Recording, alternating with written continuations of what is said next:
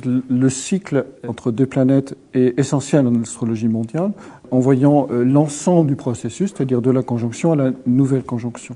Alors, en fait, il y a plusieurs choses importantes, me semble-t-il. Il y a bien sûr les deux planètes qui vont décrire un cycle, c'est-à-dire raconter une histoire, au fond.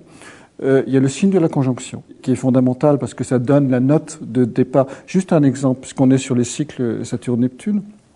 1847, conjonction Saturne-Neptune, début d'un grand cycle qui a lieu en Verseau. Donc, c'est à ce moment-là, Marx publie son fameux manifeste du Parti communiste.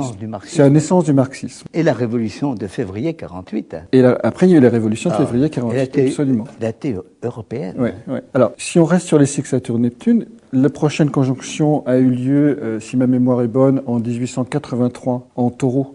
C'est le moment du décès de Marx. La suivante a eu lieu en 1917 en Lyon, c'est le moment de la Révolution russe. Et la suivante encore a eu lieu en 1953 en Balance avec la mort de Staline, Khrouchtchev qui arrive au pouvoir, le dialogue Est-Ouest qui reprend donc le sens de la Balance.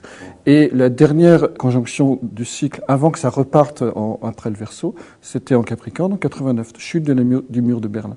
Donc toute l'histoire du communisme au fond est racontée par les conjonctions successives Saturne-Neptune autour du zodiaque avec 4 ou 5 conjonctions. Donc je trouve que c'est très impressionnant de voir ça. Donc à la fois, on a évidemment le cycle Saturne-Neptune, mais on a le grand cycle qui est le nombre de conjonctions successives Saturne-Neptune pour que l'ensemble du zodiaque soit parcouru par les conjonctions. Et évidemment, le signe de la conjonction est fondamental, puisque toute l'histoire du communisme s'est passée sous l'égide du Verseau, c'est-à-dire matérialisme scientifique et révolution, qui sont des valeurs Verseau. Donc les 144 ans du communisme. Ensuite, le décès de Marx en 83 en Taureau, nouvelle conjonction Saturne-Neptune. L'expansion territoriale.